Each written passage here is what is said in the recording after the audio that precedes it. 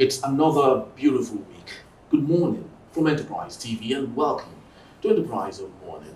Today we'll be diving into the latest newspaper headlines, bringing you the top stories from around the world. So sit back and let's get started with today's headline news. Please, we'll equally enjoy you to visit our website at www.enterprisetvnews.com and follow, like, and subscribe from all our social media platforms at Enterprise TV 7. We'll get straight to our newspaper headlines today, and right after that, we'll also be in conversation for today also. And with me today in the studios to do justice to all, we have a Cyril Abaku, a journalist and public affairs analyst, and Emeka Madunago, a journalist and also a public affairs analyst. Good morning, gentlemen. Good morning. And welcome Thank you. to a fresh, brand new week. You're welcome once more. All right, so without much less, kick off our newspaper headlines today. And the first daily, interestingly, we have is coming from the Punch newspaper. And the big story on today's front newspaper reviews for Punch's Dangote lists refinery shares match supplies petrol August. And the writer there says Dangote fertilizer supply to African countries in 2 weeks plans 70% group revenue. But also interestingly, still from Dangote, we have it also from the Punch newspaper that Nnpc stake in Dangote refinery now 7.2%. And we have some exclusive details on that particular story. And it says the chief executive officer of Dangote Refinery, Aliko Dangote, has revealed that the Nigerian National Petroleum Corporation now owns only 7.2% stake in the refinery. He further stated that Nnpc no longer owns 20% stake in the Dangote refinery. They were meant to pay their balance in June, but have yet to fulfill their obligations. Now they only own 7.2% stake in the refinery. Gentlemen, this is very interesting, at the same time very confusing. Emeka, please help us. What is happening? What's happening? Yeah, I think I don't find anything really wrong with Nnpc downscaling its investment in Dangote refinery from 20% to 7.2%, because you see, investment is a risk, and you need to spread your risk. You don't need to pack all, your risks, your risk assets into just one venture. You see, we need to transition from regarding certain things in the economy as, public service to, treating them as businesses. Things the government has decided to remove subsidy. Of course, it's going to be a business. It's not the duty of Dangote Refinery or any business entity to pay subsidies. It's the government that does that as a public service. So we have to separate public service from private enterprise.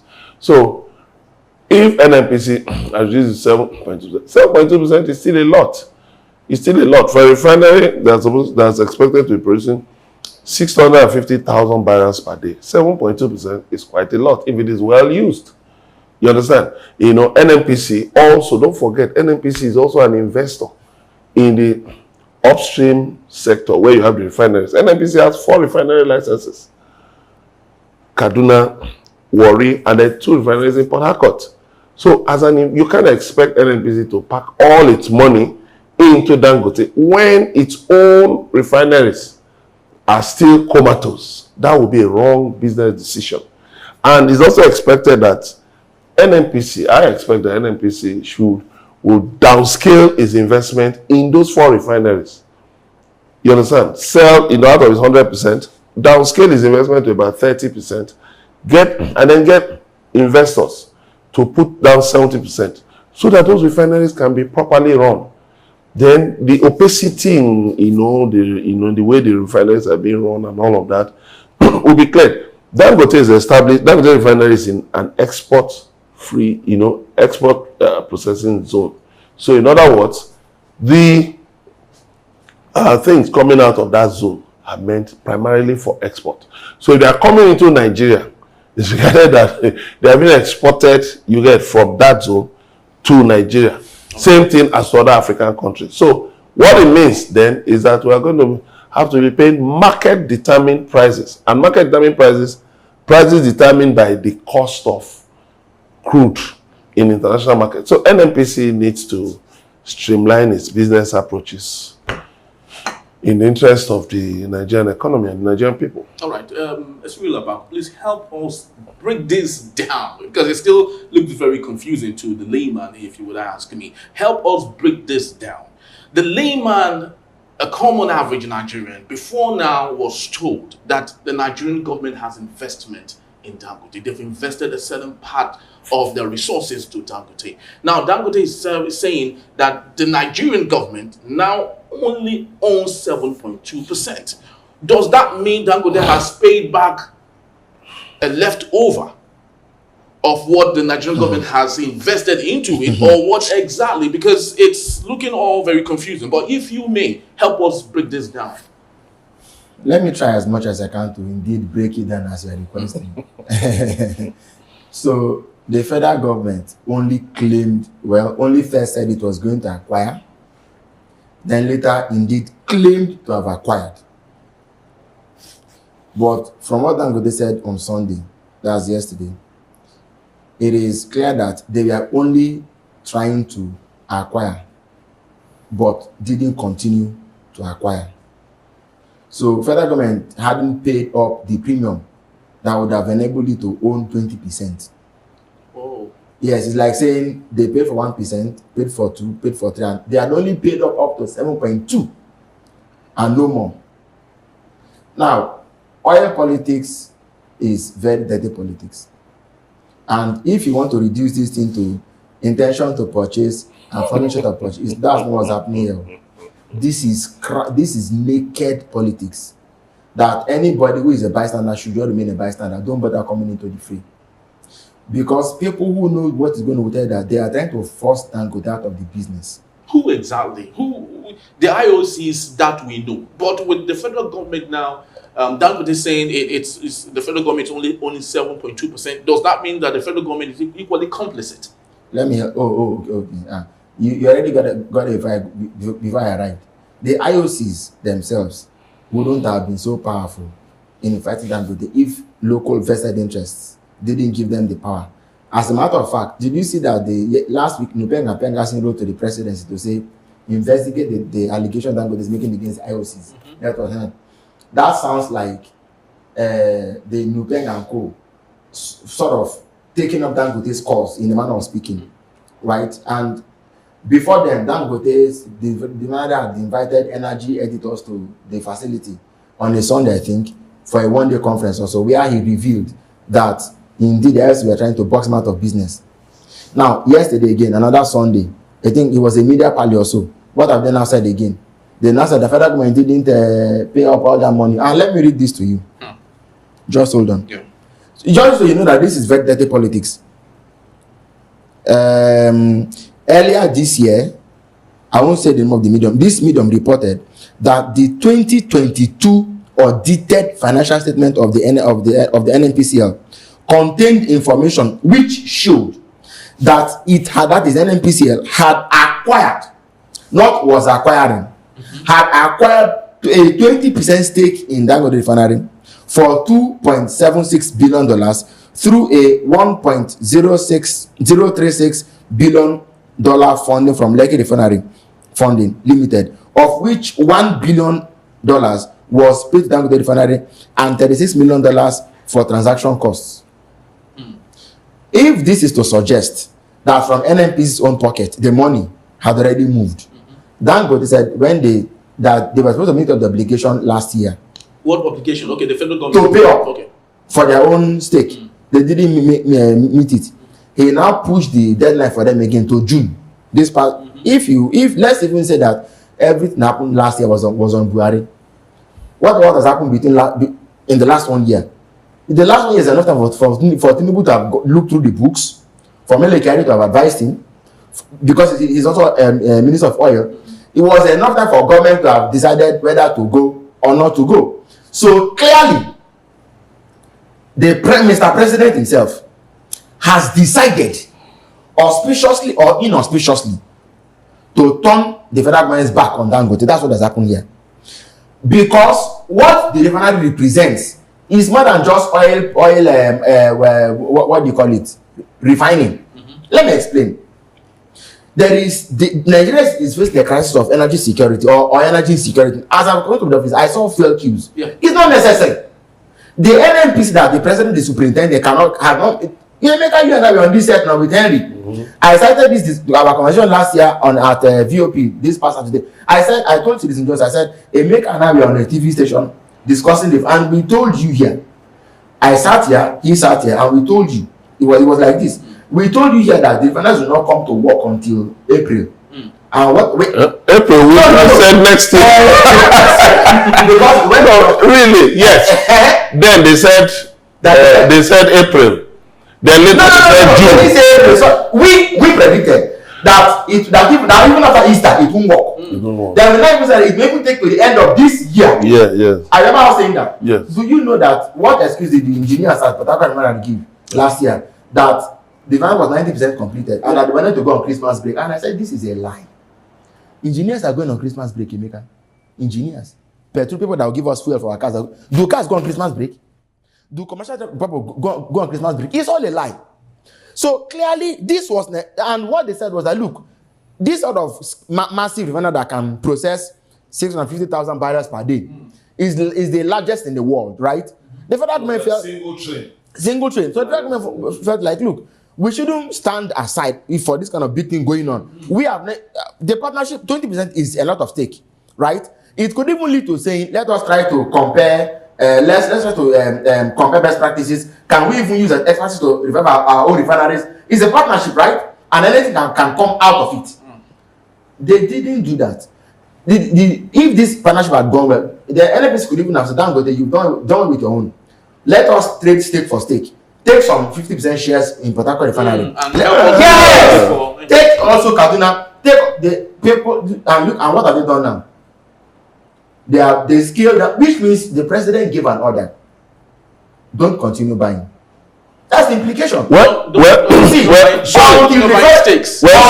hear what the president is going to say about this. Yes. Okay, what the president is going to say about it. I stand to insist that it is the president that is frustrating this man. No, I think also, I prefer to look at these things from a business angle, because you see, the biggest problem from whose perspective? No, general business angle. Yeah. Remember those refineries were sold to Dangote and Femi Otedola under the Blue Star Consortium in 2007, but reversed, not long after. So, for me, why is Nnpc actually buying stake in Dangote Refinery? It doesn't make sense, because Dangote Refinery is a competitor. So buying a stake in Dangote Refinery actually is predicated on either of two things. Either is a hostile takeover. You are planning a hostile takeover whereby you consequentially increase your shares, or you become or that okay, let's have a foot in the door, just in case we can use our leverage as a government, as a partly government-owned entity, to play politics. But you see, like in everything Nigerian, government keeps playing the Nigerian people. Government keeps working against the interests of Nigerian people. This is a simple business. It ought to be a simple business. Very, very simple.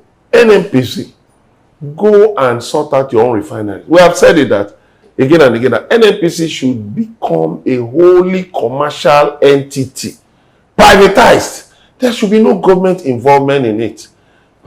Water Smith is there. Government has a stake in it, I think about 30%. Water Smith Modular Refinery in Iyagwa, Imo State. Government has, I think, a 30% stake, 20 or 30% stake in it. So if government, there's a government agency, Nigerian Content Development and Management Board.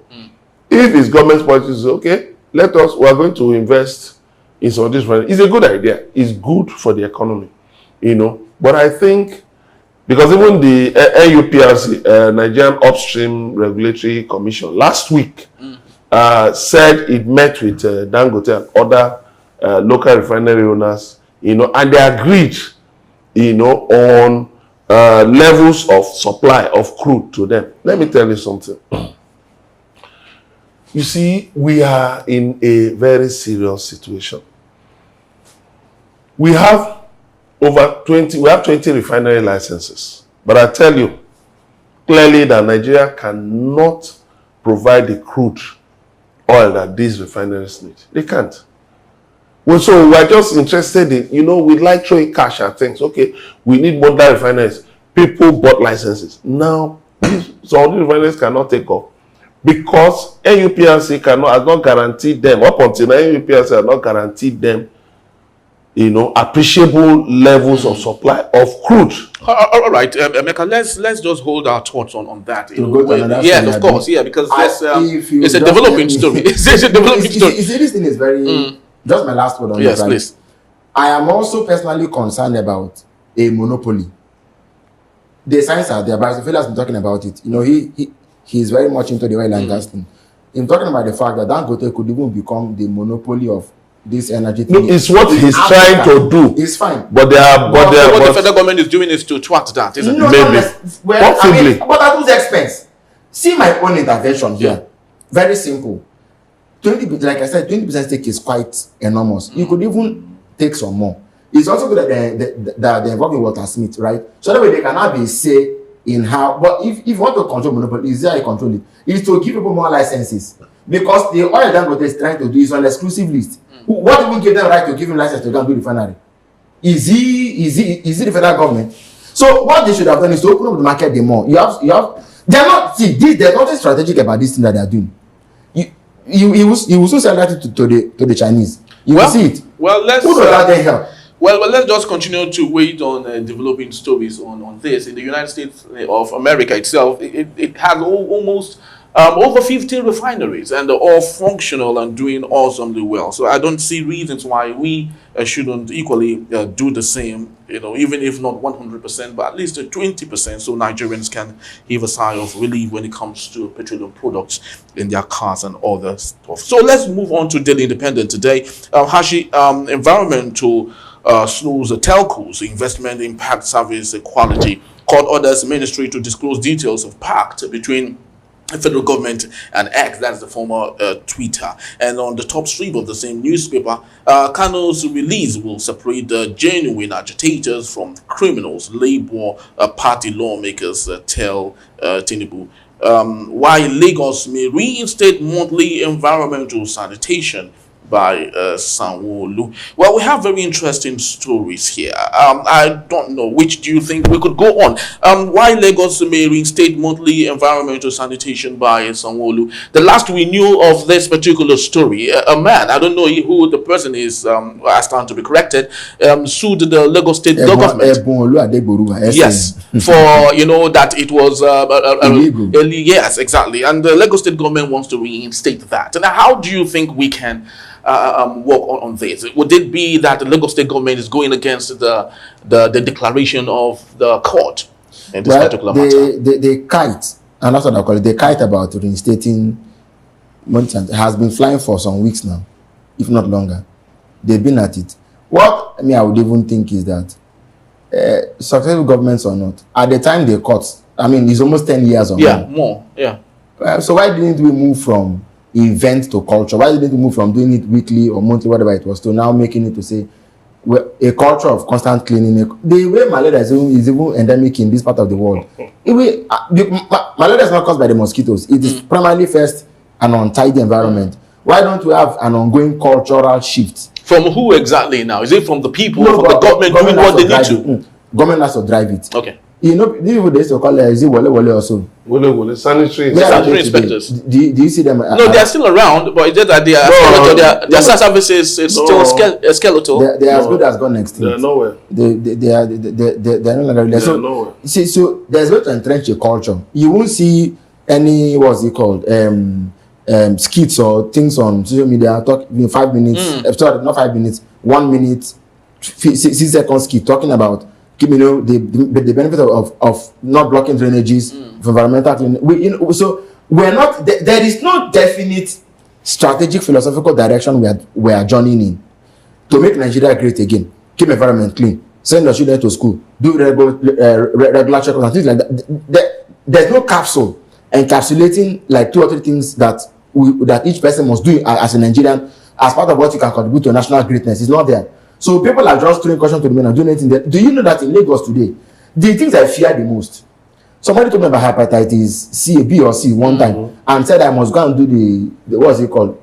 Is it inoculation or immunization immediately? So I ran because they said if somebody who has a sweat, skin to skin, you can take it. I said such a thing, but awareness is not even strong. Now the other thing is, Henry, people still, if you go to bus parks, drivers still errantly just urinate publicly. And all. Even then you look at as a fellow talking about people that defecating on the express. Yeah. In Oshodi, which is like the flower of Lagos, which is like they have in the daytime openly. If I'm sure if you threw some seedlings there, they will germinate quickly and grow. So how can you be talking about monthly sanitation when there are deeper issues that you're not dealing with? Don't just do something that will be an event. I think what all should have done was to create a culture. Yes, like I said, 3 things to make Lagos great: clean the environment, send the children to school, there's free education, then free health or something. Yeah, so let's build ourselves around the grander dream than to just want to say the court spoke the right time. And after 10 years, we are going back to what the court threw out. It means we didn't civilize. That's what it meant. We didn't travel. Emeka, some international organizations have called Lagos a big urban slum. But so are they trying to because of the mentality of those in government? That's the truth. That's the thing. See, government exists for the security and well-being of the people. You don't need to shut down the city, an international destination, for hours every month. It is retrogressive thinking. There should be like a culture of cleanliness. We travel to other countries now and we see these things. We talk about high unemployment, but I keep saying that public services can generate employment in different areas. Sanitation, refuse collection, refuse disposal, refuse recycling, so many things. Public services. But what do we find? We keep going back. We just think that military style model. And let me tell you something. What I observed about this sanitation over there was just an avenue for security agencies to make money. The police will go about. The police that are supposed to clean their dirty barracks will be going about arresting people. You have not. And take them to the barracks, take them to the police station, and extort them. I saw a lot of these things, and I just wonder, what is this? Is this environmental sanitation? Instead of you to get people right there, good, you are supposed to be cleaning your house. All right, start cleaning this gutter. No, they'll take them to the station and extort them. Is that how to run a country? The answer is no. All right. And then the Lagos State government should also know that if it goes ahead on this matter, those who want that will go back to court. You cannot legislate cleanliness. All right. You cannot. Yes. Unfortunately, you cannot. Yes. You cannot. All right, please, gentlemen, if you may, I would love to beg, if you may, in 60 seconds, please, because this particular story is so very important. On the Guardian newspaper, the big story, Supreme Court judgment, 21 states race to hold elections as 489 LGAs face zero FAC allocations. So you'll back in 60 seconds. Is this going to be a smooth, subtle transition from what the governor's caretaker to an elected people so they can get their FAC immediately? Is this sort of a transition of what used to be to I don't need 60 seconds. My answer is a yes. Yes. Oh yes, it's a yes. So this is just but a yes, but it's not a mirage. Yes, but it's not the solution. No. When the money goes to the council, to their students and their in-laws and their nephews, then they now send them why the money back to the governor. So we're still back to square one. No, sure. That's a simple thing. It's coronation now. There are no elections. It's coronation. You just coronate. You just coronate people at the local government. The caretaker committees and just look at the Delta State now. 25. The election on Saturday. The PDP swept to 25. So the thing is that these people are not even being creative in some of these devious schemes. I'm not for devious schemes. But you see, why not spice it up with some other parties let some other parties. Because this is actually the opportunity for other little parties to. The cost is higher if you have to plant stooges, which they normally do. No, not even planting. Right now, what they do is that a godfather in the state will plant moles in the opposing parties. Okay. Yeah. But their role is to kill the parties. Oh. It's not for them to win elections from those parties, because even when you win, you will still defect. So, but it's a waste of time going round and round. Just the Supreme Court just did. There was nothing fantastic the Supreme Court did. It only just reminded them that Section 162, subsection 3, says that monies from inflation account shall be divided to the federal, state, and local governments. It's written there. So for people trying to, spin narratives that, if the Supreme Court has given autonomy, I told you there's no autonomy. Because the governors are still in charge. Section 20 of the Constitution still puts the states in charge of local government. The Land Use Act still gives governors power over the land. So where are you going to now exercise the authority? Okay, they are going to collect their money. But don't forget, over the years, the state governments had done projects in the local governments.